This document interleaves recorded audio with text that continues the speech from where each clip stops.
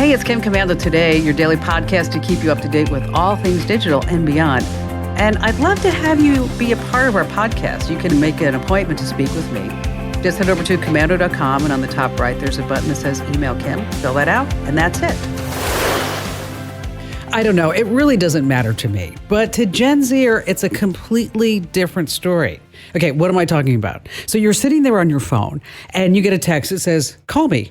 All right. If you're like me, you're like, okay, well, it's probably easier for us to talk than for us to go back and forth in 10 or 15 different text messages. Well, with Gen Z, it's totally different, especially if you add a period, because that just freaks them all out. When you say call me, the first thought that comes into a Gen Zer's head is, oh my gosh, there's an emergency. So you just want to keep that in mind. If you are ever texting a Gen Zer and you say, call me, you might just want to put like a little happy face after it. And on that happy note, welcome, ladies and gentlemen. It's America's largest show about all things digital. I'm, of course, America's beloved digital goddess, Kim Commando, here with you once again. And let me tell you, you have just tapped into a fountain of knowledge, because if you are not tech ahead, you will be left tech behind in the digital dust. Now, you can find my show in over 420 top stations throughout the United States. And of course, I'm streaming in your favorite radio app. Just search for my last name, Commando. And this is big news. You can also get the Kim Commando Show as a podcast. Wherever you get your podcast, commercial free, just search for my last name, Commando. And a big hello and salute goes out to all of our listeners on the American Forces Network Radio, reaching over 375,000 U.S. service members, serving in 175 different countries. And I just love this. Over 200 ships at sea get the Kim Commando Show. Now, during the show, I always give out some URLs and some promo codes. And if you're sitting there saying like, hey, how do I get that deal, Kim Commando? It's super easy. Just go to commando.com/sponsors. And I know that you have a slew of questions about something digital I can lend a hand to. And I know you can always go to ChatGPT and you can always Google something. But when you want trusted advice, that's why I'm here. And our T-Mobile Unlimited listener line is at 1-888-825-5254. You know, T-Mobile's advanced 5G network now goes farther than ever before. Visit T-Mobile.com/55 today. You know, every single day, rain or shine, weekday, weekends, national holidays or not, I dive into at least 35 different sources to make sure that we are both up to date on what's happening in the tech world. And here are the top 5 things that you need to know about right now. And first of all, we're going to Chicago. It's a story about a man by the name of Cullen Brown. Okay, just days away from buying his first home. You remember that, so excited, his dream house. And an email comes in with all the wiring instructions for his down payment. It looks good. It has his name, his email address, his physical address, and the exact amount that he owes, $60,000. So he sends off the 60 grand, poof, it's gone. And the FBI calls this the BEC, a business email compromise scam. That's when these hackers get into emails pretending to be a title company and they trick you into sending some money. And it's getting worse. Last year, folks lost over $2.9 billion to this type of fraud. Now, Cullen was lucky. That's why I wanted to bring this up. There's actually a fraud recovery service called Certify ID that helped him get most of his money back within a week by working with the banks to trace everything down. But not everyone is so lucky. So bottom line here, before you transfer any money, before you do that, make sure that you always make sure that it's legit, totally legit. I mean, call the title company, verify all the numbers with the bank. You get the drill. All right, moving on to number 2, another Chinese-based app. Yes, so popular. It's called NewsBreak. Let's see, in Google Play, it has a 4.6 rating, and it has 554,000 positive reviews. Okay. Apple, a 5.8 star rating, reviews almost 1.2 million. But here's the thing that I want you to know, that everything that you do in this app is being tied back to where? Communist China. Talking about all your texts, your photos, you name it.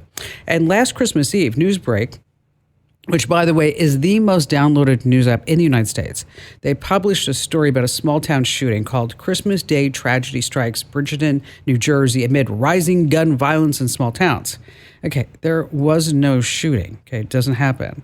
So stealing your data is a real possibility. Spreading mass panic is another. So my advice, if you have NewsBreak on your device, just go ahead and remove it like today.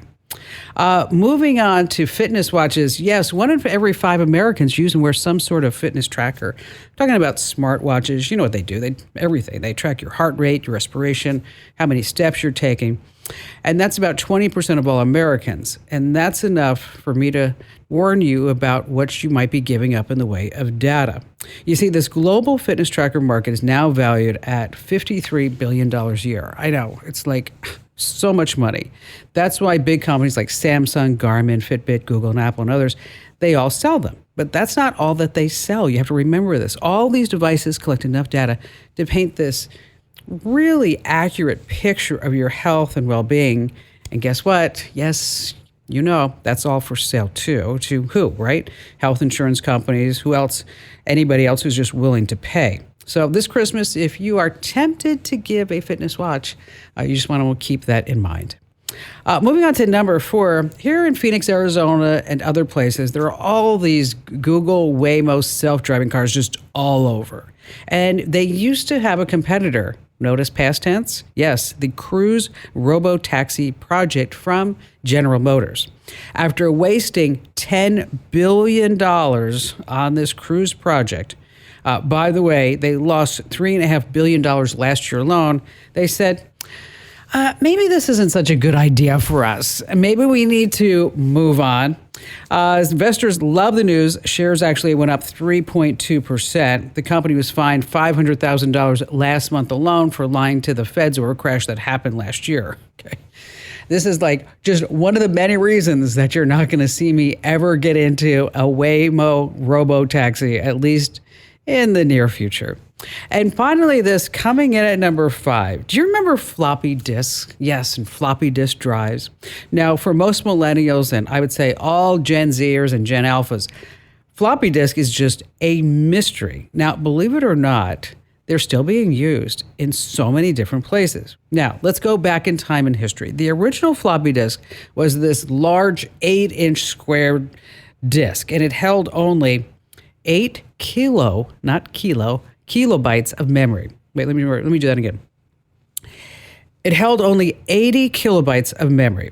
Next came the 5.25-inch disk holding 360 kilobytes, and then the 3.5 disk. Wow, this is great, 1.44 megabytes.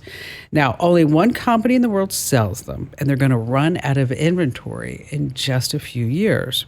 So who uses them? Well, many of our commercial airliners, older Boeing 737s, 747s, 767s, Air 320 Airbuses.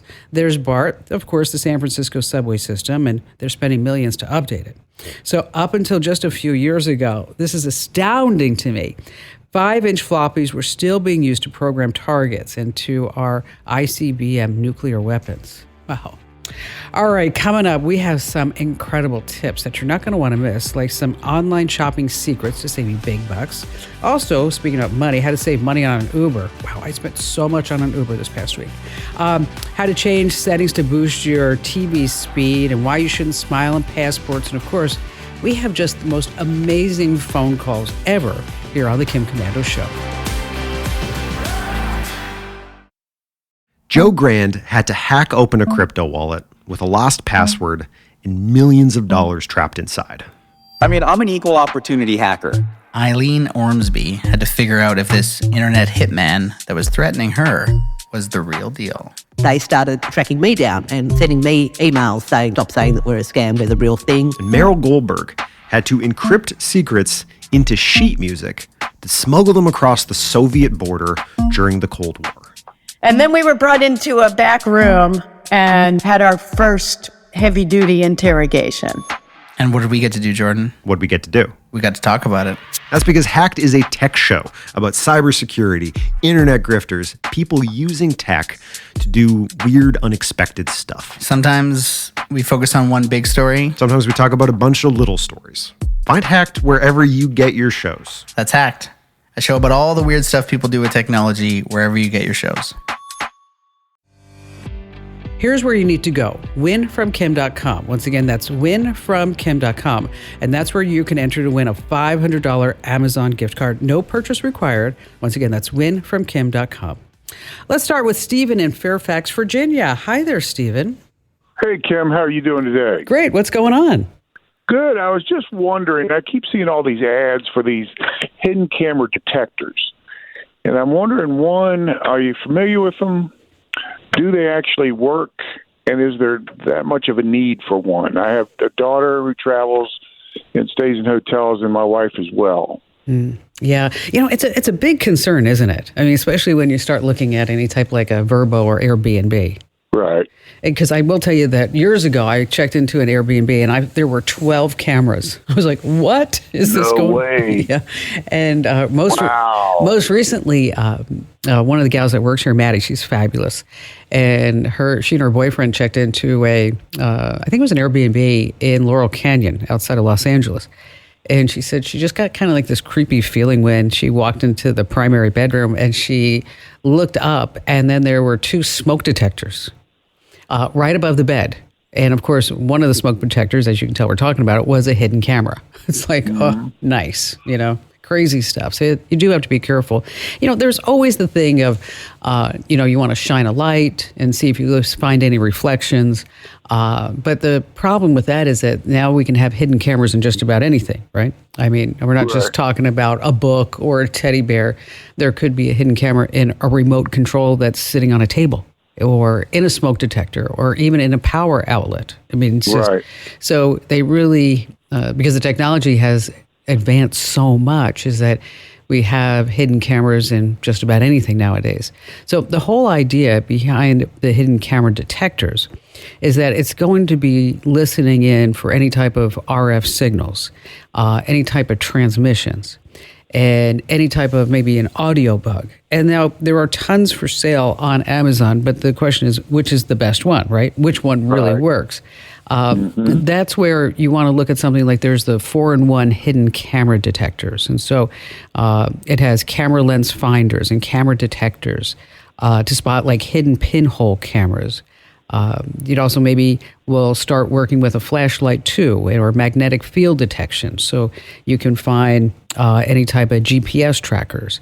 And this is a real problem, not just in hotel rooms, but also if a lot of women and men for that matter, they leave relationships and now they're finding that there's air tags or tile trackers or worse all around them. And so over on the website is that we have links to the hidden camera detectors that we recommend. Great. And one's called the SDL hidden camera detector. But I'm going to put you on hold, Stephen. And Amber, who's screening the calls today, she's going to give you a direct link to that. And for everybody else, make sure that you sign up for our free Commando newsletters. If you haven't already gotten those, head over to getkim.com. And we're going to do a whole special on how to find hidden cameras. And that's where we're going to be talking about these hidden camera detectors. So it's going to be coming out over the next couple of weeks. So if you haven't already signed up for our newsletters, make sure that you do that now over at getkim.com. Or you can just search commando.com for our current recommendations. But again, we're going to go into a lot more detail in our free newsletter. So make sure you sign up now over at getkim.com. And Stephen, thank you for your call today. Let's see who's up next. Jerry in Sarasota, Florida. Hey, how are you, Kim? I'm good. What's going on? Well, I was reading your newsletter, and as I'm reading that, in the mail that day, we also got 2 letters. Actually, my wife got a letter one day, and I got one the next day, under a letterhead that said it was from the Justice Department. And in that letter, it indicated that there was a data breach, and our personal information was out there for anybody to use and maybe abuse. And of course, I was concerned about this and started to pursue to find out exactly what the situation was. But with all of the scams and so on that are going on, I really questioned the veracity of the letter, of either of the letters. They were almost identical. They gave some specific directions as to what did they we say? could do. And what did they say that you had to do, or did they give you free credit monitoring, or what did it say? Yes, ma'am. They actually gave me 3 steps. The first thing they said was they wanted me to enroll in an organization called Santique Incorporated Data Breach and Identity Protection Services. That I would get a free 12 months of enrollment for that.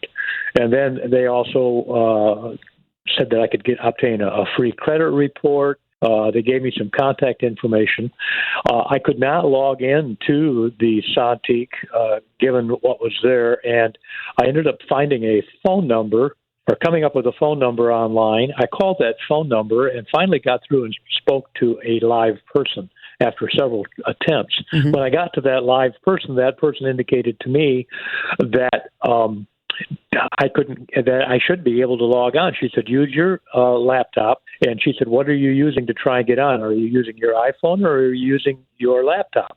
And I said, well, I've got a Mac, and I tried to get on with both, and neither one of them. Oh, she said, they won't accept either one of those, which right away kind of put up a red flag to me that about the veracity of this Sontiq it's you always have to be careful.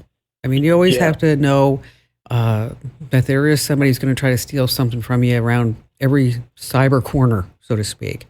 What I would do is I would Google search just maybe some certain words, certain sentences in that letter, highlight the sentences, and then paste them into Google, see what pops up. And you may find that official letter from the Department of Justice, maybe as part of a press release, maybe as part of their website. But you're right to be cautious. You really are. Now, there have been several data breaches at the Department of Justice. Doesn't that make you feel warm and fuzzy? Doesn't that make you happy? Okay. You just made my day. Yes. Ransomware attacks. And they said it wasn't really with them. It was with a third-party contractor, blah, blah, blah, blah, blah, blah, blah, right? It's like, whatever. Yeah. All right. Yeah. So, but, you did the right thing. You want to look for official websites, call the agency directly, see if there's any typos, grammatical errors. But now with ChatGPT and AI, they don't really have those anymore. But again, what my litmus test is always just to grab a couple of sentences that are fairly unique and that wouldn't be any place else except for within a bona fide statement by the Department of Justice or within some type of press release or some type of communications that they are putting forth from the official agency. Jerry, thank you so much for your call today. And you get a gold star for being super smart, yes, and being scam aware here on the Kim Commando Show. Marketing is hard. But I'll tell you a little secret. It doesn't have to be. Let me point something out. You're listening to a podcast right now, and it's great. You love the host. You seek it out and download it. You listen to it while driving, working out, cooking, even going to the bathroom. Podcasts are a pretty close companion. And this is a podcast ad. Did I get your attention? You can reach great listeners like yourself with podcast advertising from Libsyn Ads. Choose from hundreds of top podcasts offering host endorsements, or run a pre-produced ad like this one across thousands of shows to reach your target audience in their favorite podcasts with Libsyn Ads. Go to libsynads.com, that's LIBSYN, ads.com today. So I got in a cab in New York City this past weekend, and I said, I want to go to Soho. I was in Midtown, and I got I don't know, maybe a quarter of a block down, and the cab driver actually turned around and he said, "You, get out." And I'm like, "Excuse me?" He's like, "No Soho for me. No Soho for me." And I was like, "What are you talking about?" He's like, "You need to get out of my cab." And of course, I wrote down the number. I'm going to file a complaint. But then I had to order an Uber. And oh my gosh, it was so expensive, like $143 plus a tip. Crazy. So coming up, I'm going to tell you how you can save some big money on an Uber, especially in New York City in the holiday season. And before we get to that and your phone calls, let's talk about your smart TV, because you may not think about this, but your TV is actually now what? A mini computer. And that means that it has some certain characteristics like your laptop might, or even your phone or your iPad. So here's how you can speed things up. Number one, clear the cache. Just like your phone or your computer, I don't know if you know this, but your television actually stores temporary data. And the more that data builds up, yeah, you're following me, the slower that the TV gets. So what you want to do is head into your TV settings, you find the cache and just clear it out. Next is you want to get rid of any background apps. You probably didn't install them, but they came with your memory. They just suck up memory. They slow everything down. So if there are apps on your TV that you're not using, just go ahead and remove them. And finally, you want to update your TV software. I know, it's like we would never even thought of saying that like 20 years ago. And if you've been just saying, I don't want to update my TV, I'll do it later, that could also be costing you some speed. And if all else fails, yes, just turn it off and turn it on again. A reboot does wonders for just about everything. Hey, let me tell you, aside from the Kim Komando Show, I host a wildly popular podcast called Kim Komando Today, and that's where I get to sit down with some really interesting folks. And recently, I sat down with Madeline. Now, she's famous for helping women find out if their partners are cheating, all through social media. She's really popular on TikTok. She gets about 1,000 messages a week from people just asking for her help. She's got just tons of followers all over. You can find her on TikTok at Madeline the Real. And she runs these loyalty checks, from like worried spouses wondering like, hey, is he really cheating on me? Now, she says 8 out of 10 guys totally flunk the test. Wow, isn't that sad? Here, take a listen. He messaged me while his wife was sleeping. Then he sent me a picture of him with a beer. I knew I had his attention, so I said, wow, okay, you are definitely way hotter than in your profile pic. He said, well, you're damn sexy yourself. So I sent him a picture that was a little bit suggestive. Then he sent one back that was even more suggestive. How did you come up with this idea? What happened was years ago, I had helped some friends with some intense legal battles and custody battles. I've testified in court cases. And then my fiance was like, you know what? You've been doing all of these things for women. So why don't you put it out on TikTok in the form of a loyalty test and see what happens? I'm like, no one's going to care. And so what happens? How do you do this? So essentially what happens is when a woman reaches out to me, I try to get a feel for exactly what kind of red flag she's seeing, if, it's just purely intuition, if she is, if the guy has a history of being secretive, and that answer is almost always yes. And just based off of his personality, his profile, things like that, then I will approach them in the way that I think will work the best.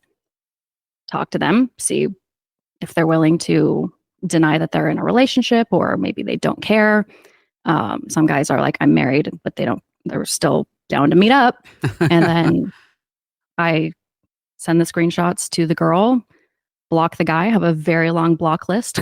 I bet you do. Yeah.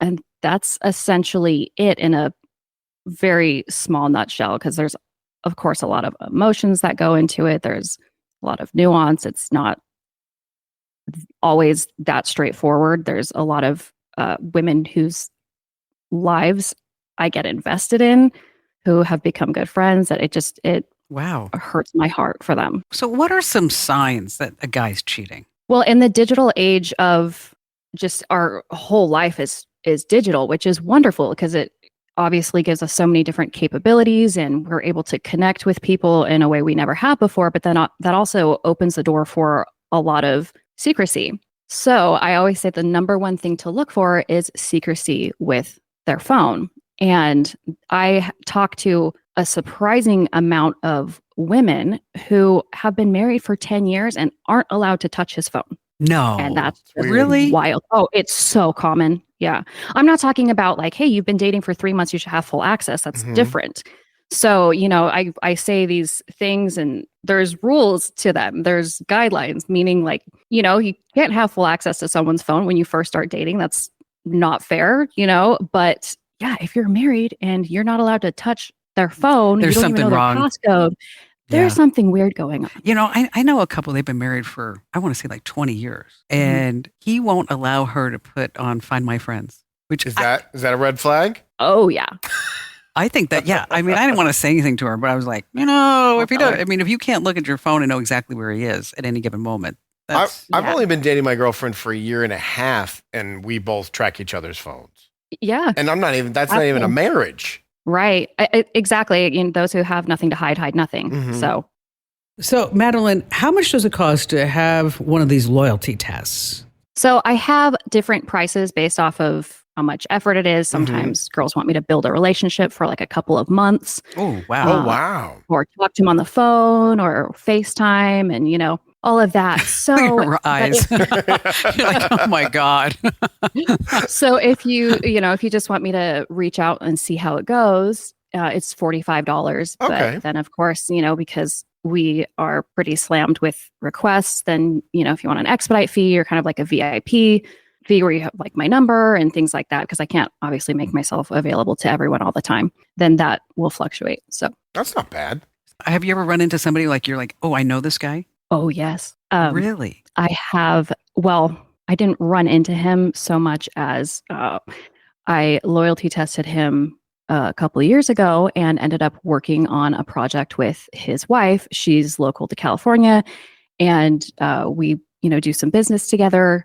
And I went to one of her opening events, and he was there, and he kept looking at me, really confused, and I just gaslit him. So have you ever had a woman say like, oh, you have him all wrong. He would never do that. Yes, I have. It's really interesting the psychology that goes behind that, because I've had women reach out and say, I know for a fact that my husband will pass. I know it. But here, will you just do it for fun? And I'm like, well, okay, so you're going to spend your money on confirming something that you seem to know, and then they end up failing. And then it's like, big blow. Well, but if you're going to do that, you have to have some inkling. You have to have some sign, right? That Totally agree. Have you ever done a loyalty test on someone who's famous? Like we would recognize his name. NBA, MLB, UFC. Athletes. See, there's your idols right there, Andrew. They're not my idols. I mean, I like betting on them, but otherwise, I know they're awful people. Some of them. Well, yeah, they can be idols for different reasons. You don't have to envy their integrity or lack thereof. Okay, so one last question. Sure. And you can just give us a ballpark. How much money are you making? Well, it wasn't full time until more recently, but I don't know, a couple extra $1,000 a month is what it started out to, and now it's kind of Boom. We're going to see where it blossoms. Yeah, that's awesome. So I think what I love entrepreneurs. I'm telling you, you don't want to miss this podcast. Wherever you get your podcast, search for My Last Name Commando. And of course, we always do the video too. So if you're more of a visual person, head over to youtube.com/Kim Commando. That's youtube.com/Kim Commando.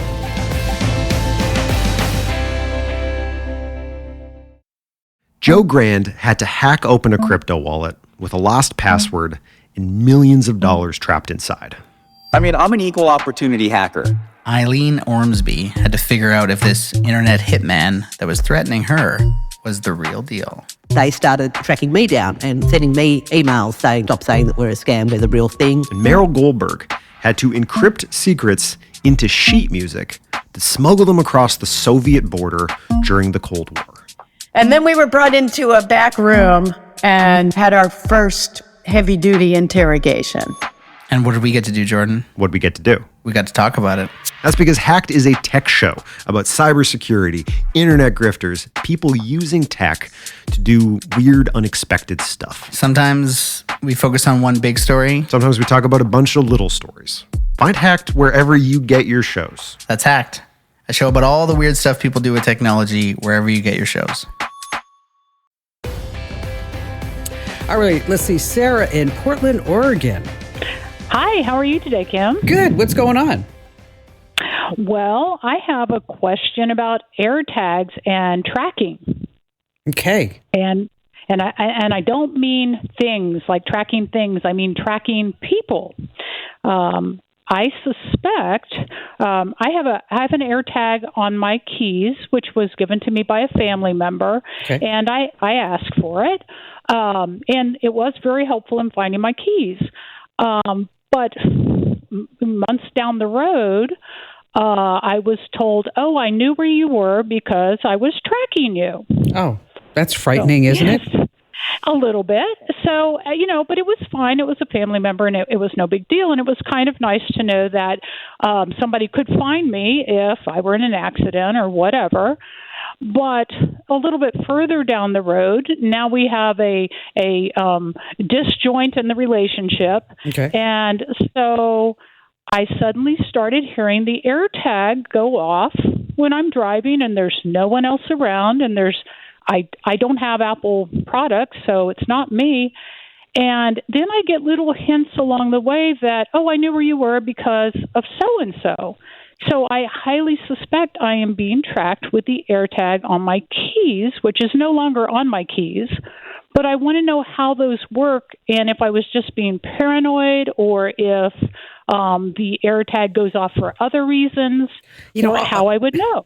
All really good questions, right? Especially if you don't want to be tracked anymore by this person. So, what's going on? So now, when you get in the car, are you hearing like a weird chime? Is that it? Yeah, it's the little chime, and that seems to me like the chime that went off when I was looking for my keys, and we found them. Okay, so what it is so in your car somebody has placed an AirTag, okay, and so that person's AirTag is attached to their device, and so the AirTag is letting you know that you are being tracked. Now, there have been some recent changes to this. If you haven't already updated your Android-based phone to the latest version, make sure that you do that. Of course, with an Apple AirTag, is that if you have an Apple phone, it will go ahead and say, this item has been detected with you. And so with Android, Google-based products, now Google says, okay, we're going to start alerting. Now, what you can do is Apple actually has an app in the Google Play Store called Tracker Detect. And it's made by Apple. So when you start looking for it, make sure that it says the developer is Apple. And so it says Tracker Detect. And then it will go ahead and try to find an AirTag and then let you know on an Android-based device that it's there. Now, a lot of people are giving it like really crappy reviews, and it's a crappy product, okay? Because unlike with an iPhone, you are automatically notified when an AirTag is there.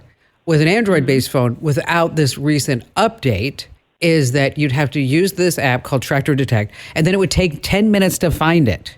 And you're like, okay, wow, this is a really long time. But if in fact you do hear that chime, you may not even need the app to tell you that it's there. It probably is there, especially if somebody's saying, hey, why were you at the Dollar General store last night when you said you were going to Costco or whatever it may be?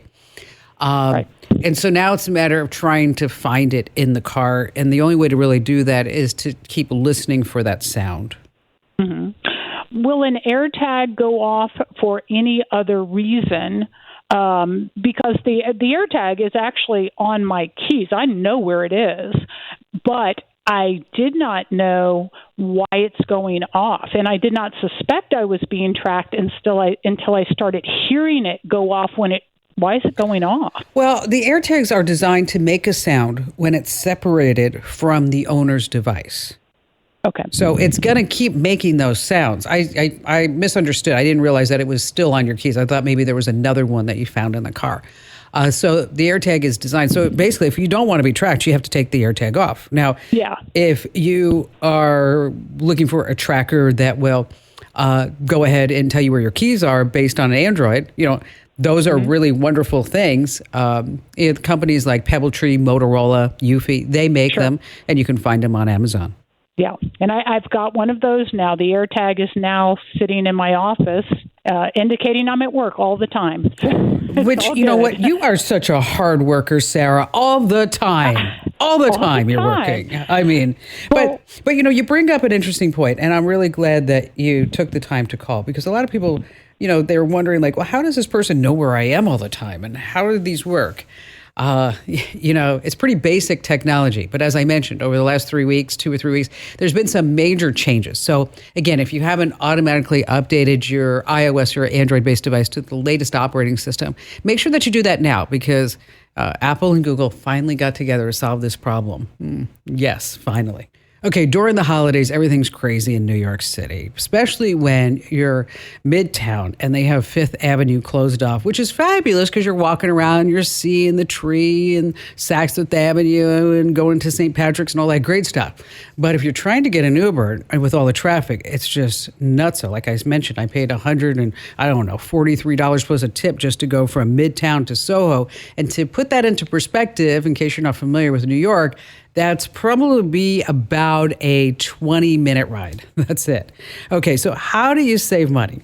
Here are some ways. You can try ride.guru. Once again, that's ride.guru. You just plug in your starting point, your destination, and it shows you all the different options from Uber, Lyft, and local services that could be cheaper. Once again, that's ride.guru. Another trick is if it's a high demand time, you just wait a few minutes before booking, and then you might be able to get a lower price. Hey, just a reminder, enter to win that $500 Amazon gift card. Go now to winfromkim.com. This program is a copyrighted production of Westar Multimedia Entertainment and protected by the copyright laws. Any rebroadcast or use of this program for commercial, business, economic, or financial purposes without the written permission of Westar Multimedia Entertainment is strictly prohibited.